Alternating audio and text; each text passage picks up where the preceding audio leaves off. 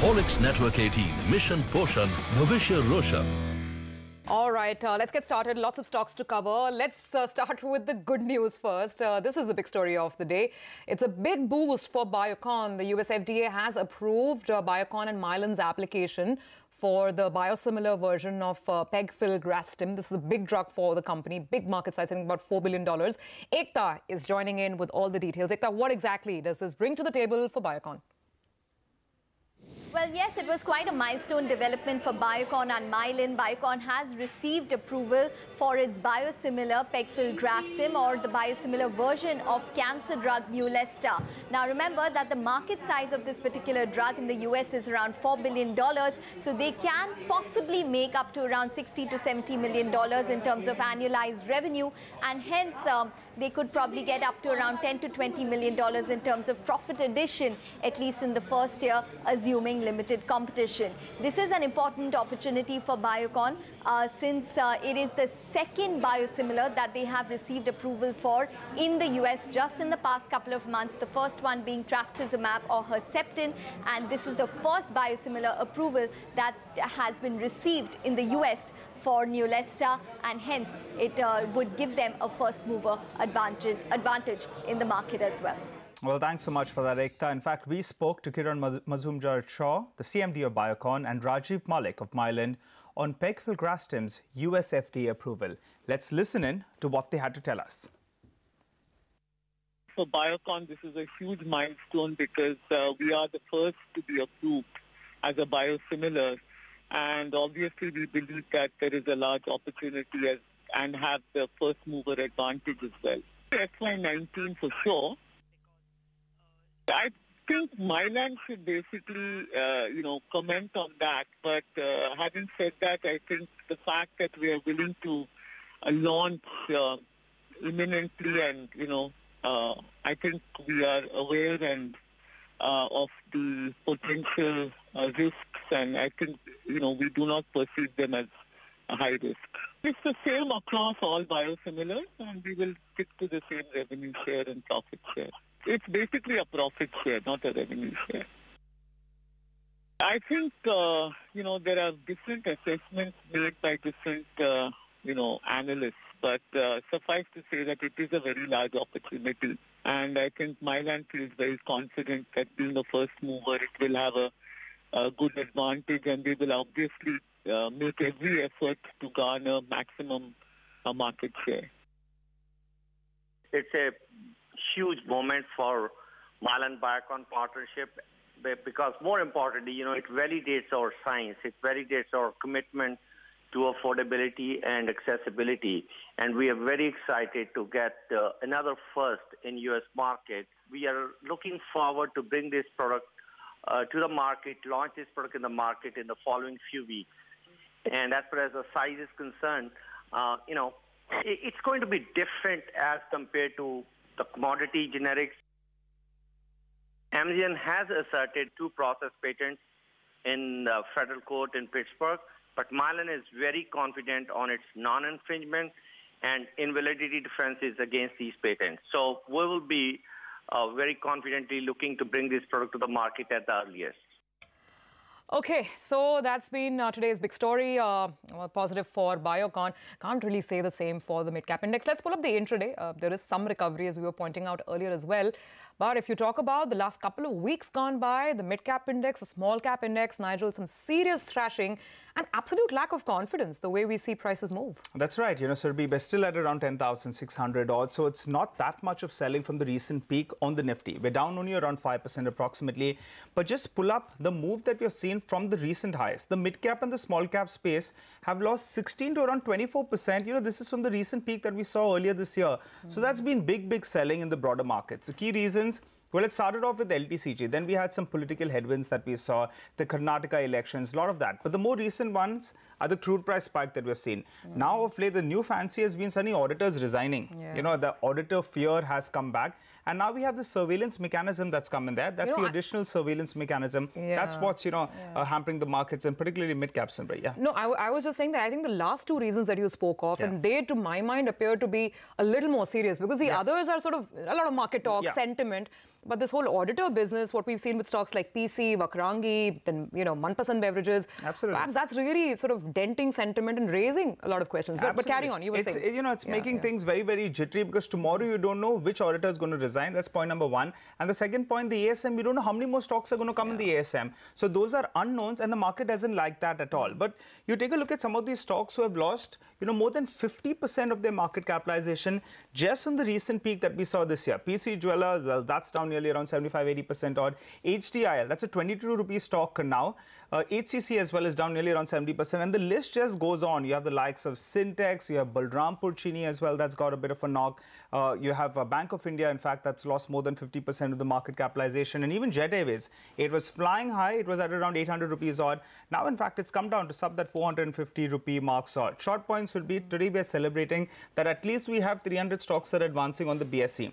I'll tell you what, 285 stocks on the BSE, they're at lower circuit as we speak.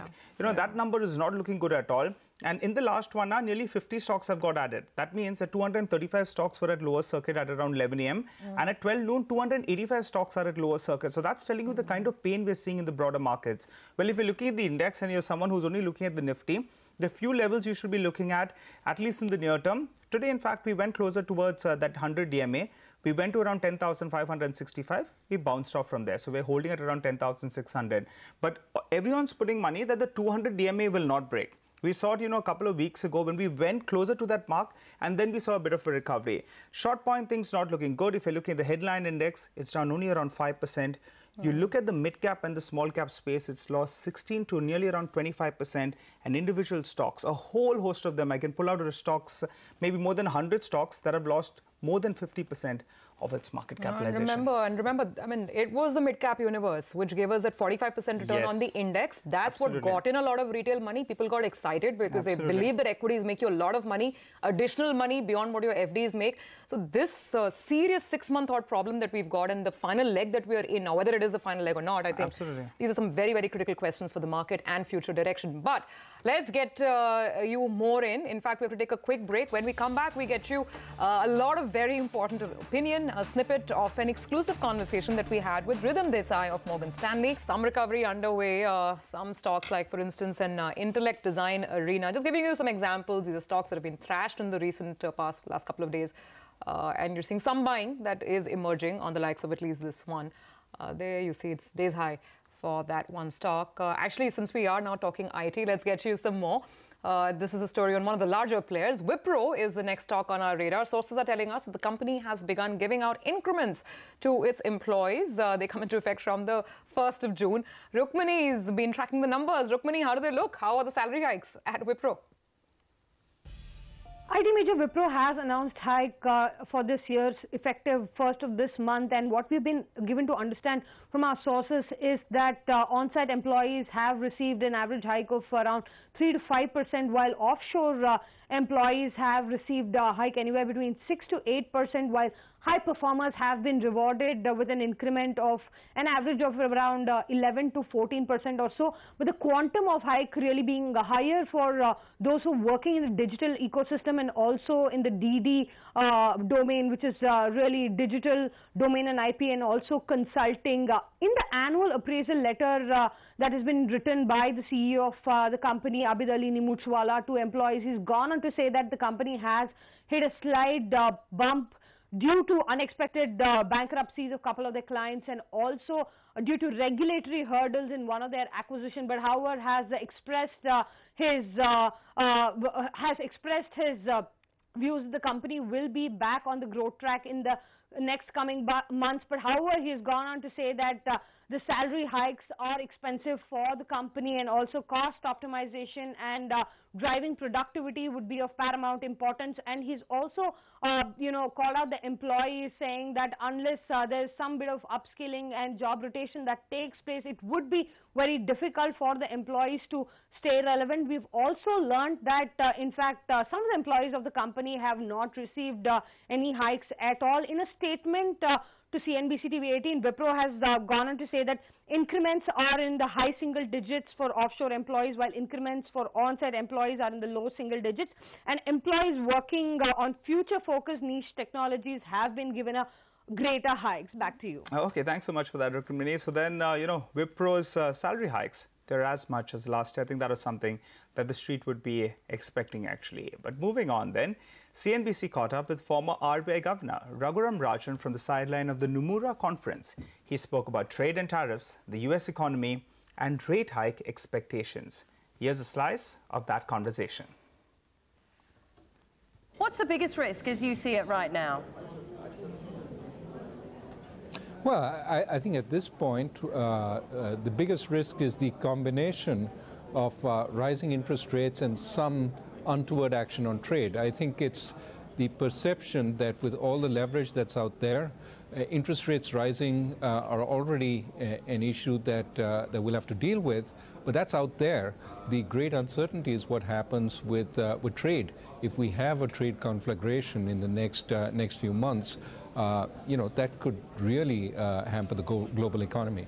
You talked about the trade deficit expanding as a result of the administration's policies, and I wonder, as you've seen these policies being rolled out from the administration over the last several months, whether your view has changed in any way. No, I think almost surely the trade deficit will expand simply because of the actions that the administration has taken on the fiscal deficit. Given that the economy is close to full employment, if you increase demand in the economy by running a larger fiscal deficit, it has to fall on something. What it will fall on is goods and services outside. So the trade deficit is likely to increase as a result of the administration's policies. Now, what the exert sort of pressure on other countries to bring down that deficit, but until the US, in a sense, invests less and saves more, that deficit is not going to come down. So there is action needed also on the US's side to bring down the deficit if that's a big concern. All right, so that's central banker talk, and of course one former central banker on how the Fed can perhaps look at reducing its balance sheet. On that note, let's get back to the promised market opinion.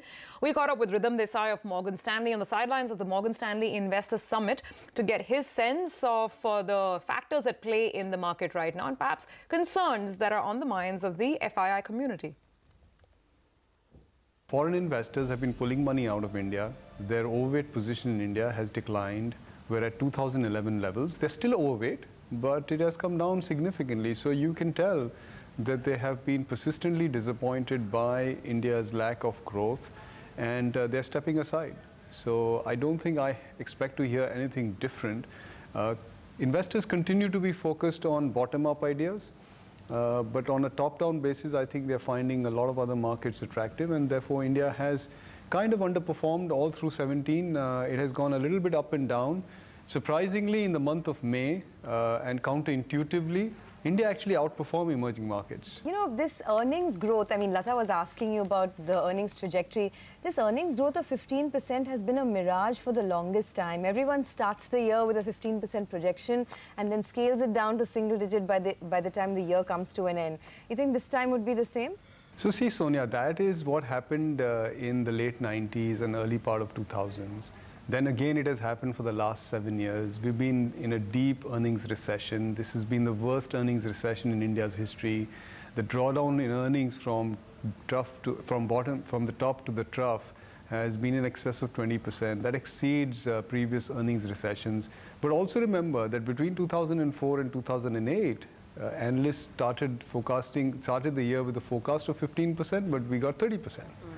So, I think history tells us when the earnings cycle turns, we will underestimate the earnings. And when the earnings cycle is going down, we tend to overestimate earnings. So we've been in that kind of pattern for the past few years. Our view was 2 years ago that we may have hit the trough of earnings, but then we got hit by the impact of demonetization and then a little bit of the impact of GST, and so that view has really not panned out. So we are also guilty of having overestimated earnings. I feel now we have kind of come to a bottom. Revenue growth has been accelerating for the past 6 quarters. Even for this quarter, the revenue growth for various cuts of the market is somewhere between 12 and 15%. So that's a very robust revenue growth. What's not happened as yet is that margins have not recovered. Bulk of this pressure is in the corporate banks. So if you X out the corporate banks, then I think earnings have actually inflected already in the upward direction. It's the headline number that is still a little bit short of requirement. But the underlying momentum, I think, in growth has turned. Do you think then this could be the year of reckoning? You know, the year when people underestimate and things fire up, simply because, you know, the Reserve Bank's recent circular forces the last gush of dirt from, you know, corporate lending banks.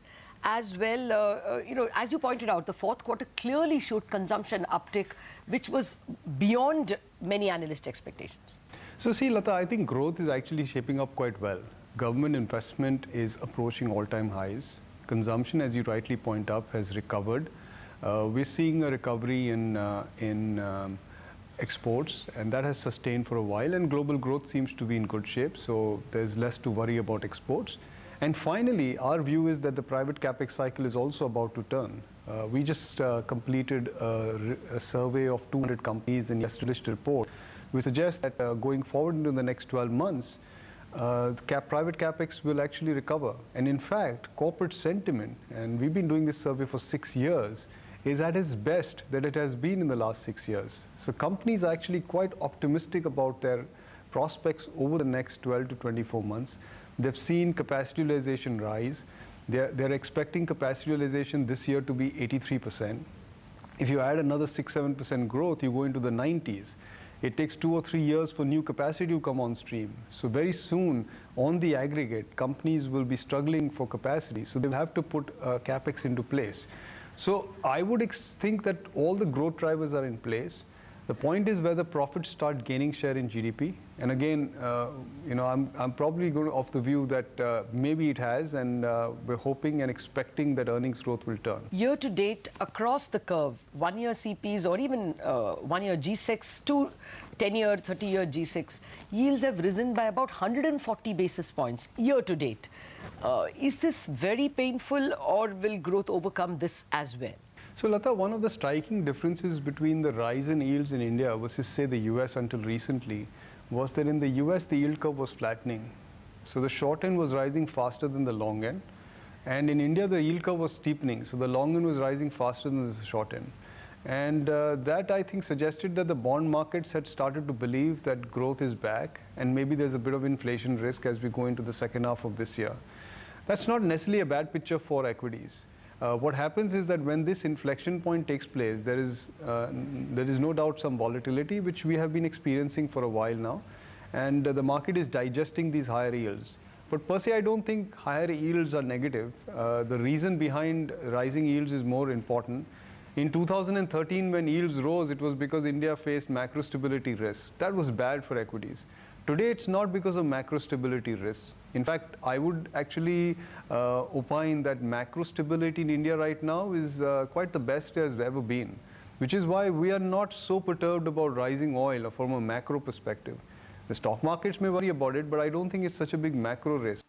Then the Nifty has recovered from the low point of the day. We're holding with you know, a cut of around 25 points odd, but we're at least holding above that 10,600 odd mark. By the way, Unichem, we're getting some information coming there. I think it's on the exchanges. They've got an EIR for their Ghaziabad unit, and in fact, the USFDA EIR for Ghaziabad unit indicates closure of the inspection. Okay, so that's good news. I think the stock has moved to the high point of the day on the back of that, and it was inspected in April 2018. So that's why the stock is reacting favorably to that point of news, that the closure of that investigation. So that's good news, stock high point of the day. But we've seen a bit of recovery from the low point of the day.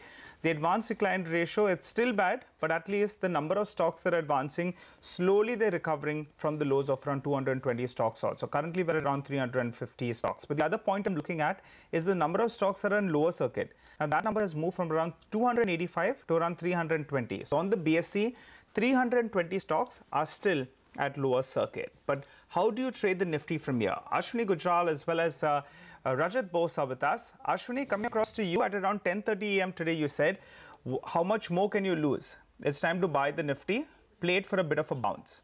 Now, what's the trade, Ashwini? We, you know, someone had listened to their advice, made around 40 points odd. Your take?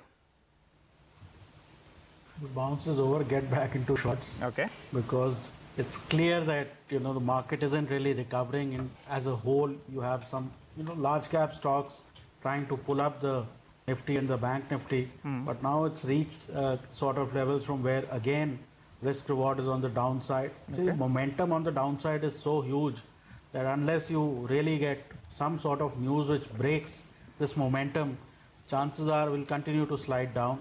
So right now your stop on the Nifty is 10,640 thereabouts on the futures, and Bank Nifty again very mild recovery, hardly any. So that shows that there is still weakness on Bank Nifty.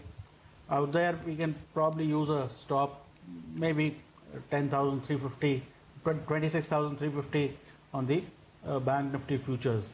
Okay. Now on the short side, because the momentum is so strong, so by definition, if you keep short ideas, the chances of them working out are large. Now, interestingly, today, IT index is outperforming on the downside compared to the banks. And that's where a lot of people are probably hiding. So that, having said that, Hexaware is a sell with a stop of 426, target of 410. Today, a lot of mid-cap IT could come under pressure. Idea is, breaking down again. That's a sell with a stop of 71, target of 63. And PFC is a sell with a stop of 81, target of 73. Okay, the good news is just being digested very, very quickly and thrown away. Unichem, we were talking about that stock. It went to the high point of the day. It's already in the red. So that seems to be the kind of mode. But Ashwini, I just want to ask you one more quick follow-up point on the Nifty. You said that if you're shorting it, then you should keep your stop loss on the futures at around 10,640 odd. What's happening in terms of, the Nifty was trading at a discount till yesterday of around 30 points odd. Currently, it's trading more or less flattish. It's moved actually in a very, very mild premium. How are you reading that? Yesterday at the close, the discount was 30 points. Yes. Today in the morning, it almost became flat. I believe as we go into the close, it should increase again. Okay. See, yesterday was a trending day. Today is a sideways day. Chances are by end of the day, again, the market gets into some sort of a trending mode, because as, bears would have seen that there is no strength in the market, and if there's no one standing against you, you can just, take the truck home. So that way, I think the market is fairly weak, as buying is kind of almost over in the market. Well, we are back below 10,600. The mid-cap index is also down 1%. Ashwini, I've been speaking to all kinds of people, just trying to figure out who's saying what about this mid-cap madness. And you know what, this auditor resignation issue, by the way, there's a number that's been put out by Prime Database. So far in 2018, we have already seen 32 auditor resignations. That's higher than all of the previous year put together. And the sense is that, there's a good reason. People do not want to be caught in a messy pie with dirt on them, because auditors are being pulled up. Perhaps that explains what's really going on. So the sense I got from a lot of people is that maybe, who knows, I don't want to sound exceedingly bearish, but we should be prepared for perhaps some more blowouts like Manpasand or some of the other stocks. Anyway, without getting speculative, some stocks worth pulling up. The short call on midcap IT that Ashwini just spoke of. Hexaware is one of his shorts. Pull up KPIT Tech and NIIT Tech very quickly. These stocks are also down to their day's low. They're selling on KPIT, there we go, as well as on NIIT Tech. And by the way, India Bulls Real Estate, there's some serious price damage now on this stock. 8% decline and counting on India Bulls Real Estate. Rajat Bose is also with us. Rajat, what do you make of this mid-cap drama and, of course, trading ideas? Well, regarding the mid-cap stocks, I would say that this was only this was all too well known that this would have happened at any point in time. Up till January, there was this was only one-way ticket to the moon kind of thing. And after that, the way mid-caps have fallen, if you compare the major indices anywhere in the world, when a major indices fall by about 5 to 10%, mid-caps tend to fall by 30%, 40%. So that's what is happening. It's not just the end. It could actually continue going forward. So mid-caps, there are no hiding places as such. But in the large cap space, there would money is still getting into FMCGs, getting into consumer spending stocks. Those consumer stories. But individually, I would like to go a bit contrarian now for the day. I have a feeling that some stocks can still move on the upside. Earlier around 10, I gave short calls. Now I'm giving 2 buy calls. Cipla June futures, 524.90 is my stop loss, 538 and 541 are the 2 targets. Bharat Financial, 1148 is my stop loss for June futures. Target is 1169 and 1175. Okay. All right, gentlemen, thanks very much for giving us those trading ideas. We are just running into the European market open as well, so let's just pull out those indices. Of course, our market has been absolutely disconnected with what's been happening overseas of late, and right now we're getting some selling on the European screens. But even on the days that we've had an absolutely fine Wall Street finish, a good Asia, I mean, we've had our own issues to begin with. But right now, there's flat to a slight negative bias on Europe. On that note, let's take a quick break. We'll come back and on the other side, get chatting with Rajiv Kumar Gupta, Managing Director of GNFC. One of the company's TDI units has resumed operations today. We'll find out what that means for their operations.